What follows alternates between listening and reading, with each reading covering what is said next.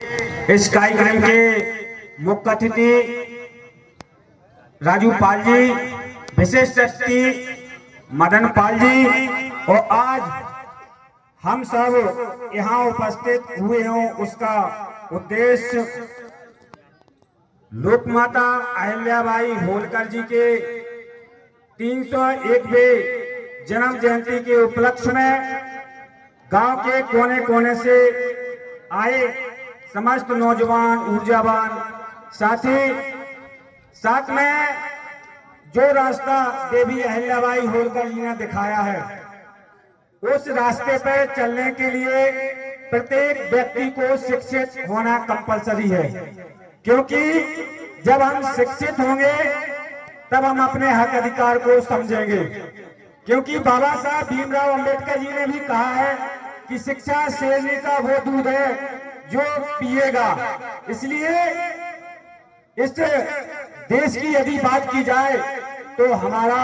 यादव समाज और पाल समाज का कम्युनिकेशन बहुत पुराना है, यह किसी से छुपा नहीं है। इसलिए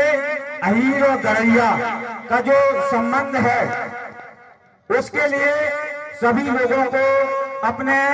बच्चों के लिए एक वक्त की रोटी कम खाना लेकिन शिक्षा जरूर दिला देना, क्योंकि शिक्षित से ही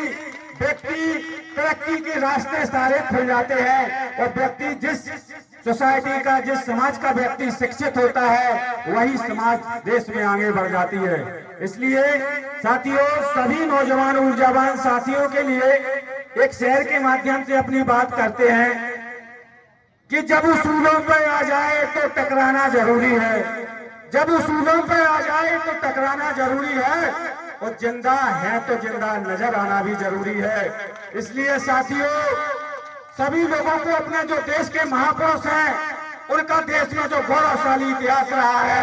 उस इतिहास को समझो,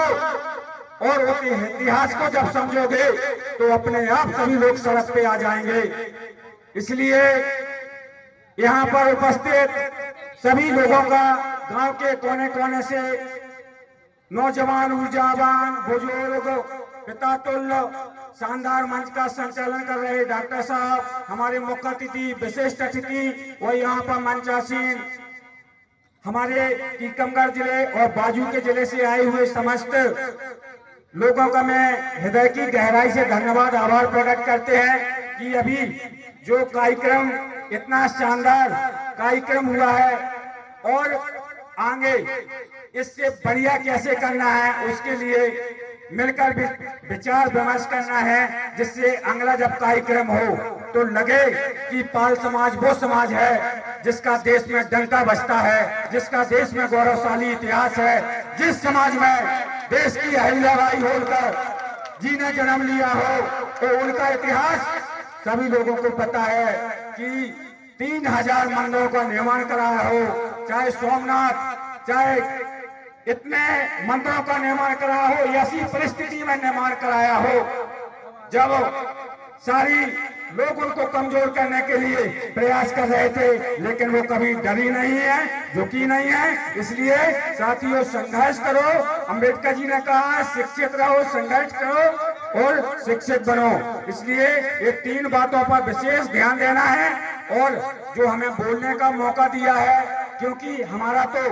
लगातार हम लोगों को जगाते रहते हैं और लोगों के हक अधिकार की लड़ाई लड़ते हैं। सभी लोग लगभग हमसे परिचित होंगे और हमारा यही प्रयास है सभी लोगों के